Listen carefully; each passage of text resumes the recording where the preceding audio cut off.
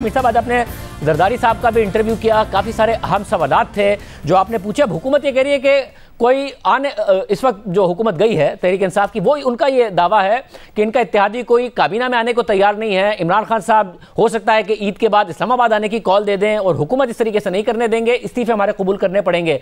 आपको लग रहा है कि वाकई सूरत हाल वैसी ही है जैसी तहरीक इंसाफ कह रही है, या कुछ और है मामला? शाहजेब साहब, पहली बात तो यह है कि मेरा जाती ख्याल ये है कि अगर तहरीक इंसाफ ने इस्तीफे दे दिए हैं तो हुकूमत को चाहिए कि उनको कबूल कर ले। जरदारी साहब ने आज इंटरव्यू में तो यही कहा कि वो कोशिश करेंगे कि तहरीक इंसाफ इस्तीफे वापस ले, लेकिन मेरा ख्याल यह है कि उनको इस्तीफे वापस नहीं लेने चाहिए। अगर उन्होंने एक सियासी ऐलान किया है तो उस पर अमल दरामद करना चाहिए, क्योंकि 2014 में भी तहरीक इंसाफ ने इसी तरह असम्बलियों से इस्तीफे दिए थे और अय्याज सादिक साहब स्पीकर थे और उन्होंने उनके इस्तीफे कबूल नहीं किए। और अय्याज सादिक साहब का जो उस वक्त कंडक्ट था वो बड़ा ही अनकॉन्स्टिट्यूशनल था, बहुत गैर आईनी था कि अगर एक MNA ने इस्तीफा दे दिया है तो आप उसका इस्तीफा कबूल करें। आप रख के बैठे हुए हैं, आप डरते हैं। तो अब जो ये शहबाज शरीफ साहब की नई हुकूमत है, इसको चाहिए कि इतना खौफजदा ना हो और अगर उन्होंने इस्तीफे दे दिए हैं तो आप उसके इस्तीफे कबूल करें। दूसरी बात यह है कि ये जो तहरीक इंसाफ के कुछ कायदीन ये दावा कर रहे हैं कि कोई मौजूदा जो हुक्मरान इत्तेहाद है उसमें कोई काबीना में आने के लिए तैयार नहीं है, ये बात बिल्कुल गलत है। बात बिल्कुल उलट है। अब इसमें सूरत हाल ये है कि ये जो हुकूमत बनी है, ये हुकूमत दरअसल इमरान खान साहब के साबिक इत्तेहादियों की मदद से बनी है।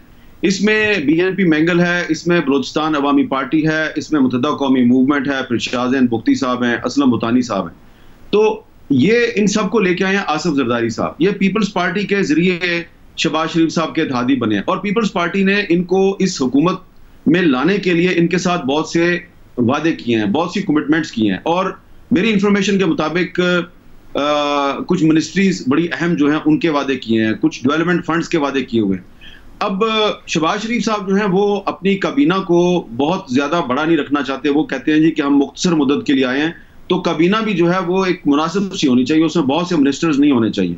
तो इसीलिए वो तमाम इत्तेहादियों को गाहे गाहे मिल रहे हैं और कोशिश कर रहे हैं कि वो ज्यादा मिनिस्ट्रियां ना मांगे।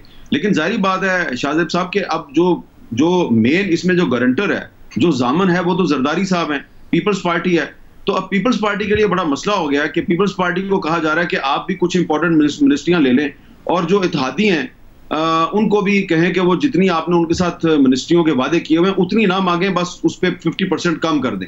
ये बात जो है ना, इस पे जरदारी साहब वो अभी तक नहीं मान रहे और उनका ख्याल है कि ठीक है, पीपल्स पार्टी जो है उसने पहले भी प्राइम मिनिस्टर का ओहदा जो है वो आपको दे दिया है, तो अगर अभी भी आप काबीना मुख्तसर रखना चाहते हैं तो आप हमारा कोटा जो है उसमें से इंपॉर्टेंट मिनिस्ट्रियां हमारे इत्तेहादियों को दे दें, जिनकी वजह से आपकी हुकूमत कायम हुई है।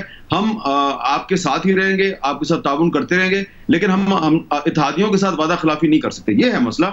और इस पर पीपल्स पार्टी जो है वो सेंट्रल एग्जीक्यूटिव कमेटी के इजलास में भी फैसला करेगी। और लेकिन शहबाज शरीफ साहब की कोशिश है कि पीपल्स पार्टी कुछ अहम मिनिस्ट्रियां लेने पर राजी हो जाए।